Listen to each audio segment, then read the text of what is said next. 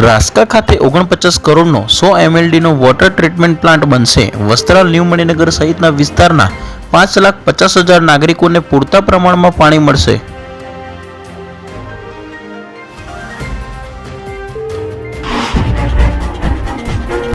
Gandhinagar sector 13માં માથાભારે ચરસીનો આતંક। અશ્લીલ ગીતો બંધ કરવાનું કહેતા રહીશો પાછળ કૂતરાને દોડાવ્યો। જાહેરમાં ચપ્પુ લઈને જાનથી મારી નાખવાની ધમકી આપી।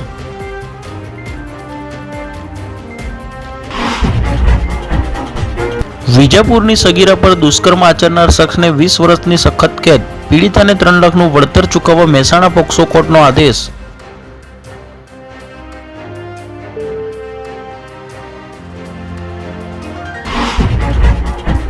નડિયાદની બંધ બેકરીમાં ભીષણ આગ। ફાયર વિભાગે 30 મિનિટમાં કાબુ મેળવ્યો। મોટી જાનહાનિ ટળી।